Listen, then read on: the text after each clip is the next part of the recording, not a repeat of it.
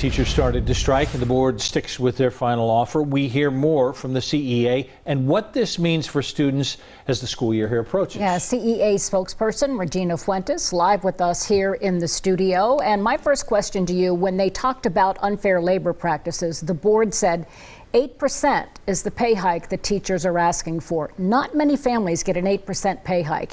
Is that true? Is that what the request was? At the point that the district made that offer, we had never even gotten to talking about the economics in our contract negotiations. We wanted to get to an understanding, and you understand that when two parties come together like that, one party's going to have an offer, the other one's going to have another offer, and you come in the middle. Yeah. They never did that. They said 3, done.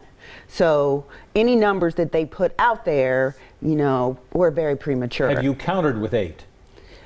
We have made some progress in the economic area, but we really haven't even gotten into that conversation with the negotiation, because really for us, and I want people to understand, this is not a conflict about our salary. Yes, salary is part of the conversation, but this is about doing what's right by our students and fixing these schools and getting the district to be accountable for the promises that they made and the promises that they're not keeping. Jennifer Adair this morning said in her opening statement, "We have not received notice of their sticking points. We've heard it in the press, we've heard it on TV and on the radio. We haven't received anything from them." True? That isn't a lie.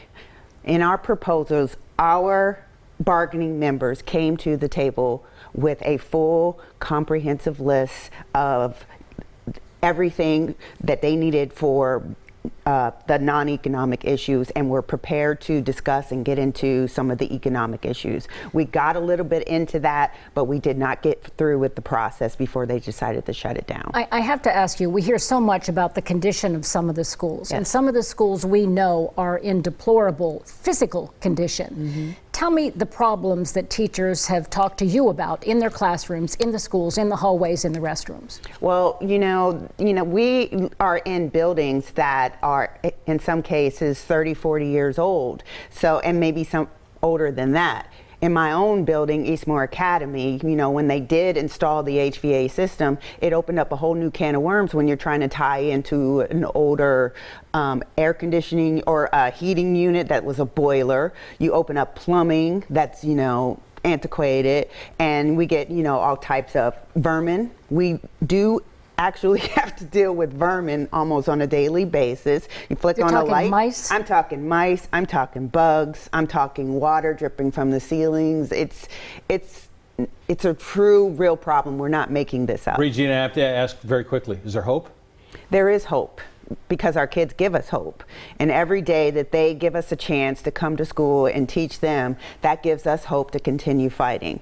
We want to be in the classroom with our students. We want to be there. We want to be ready. We want to be teaching them. But we're not willing to settle for the status quo for them.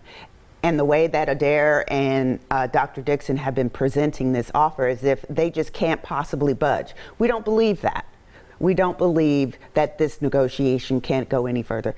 Be accountable to the public that voted you into office. Regina, we thank you for being with us. We know it's been a long day and it might be a long week. We hope it's not a long month. Good luck on these contract negotiations. Thank you. I appreciate it. I think a lot of families would like to see a resolution. We would too. All right. Thank you. Thank you.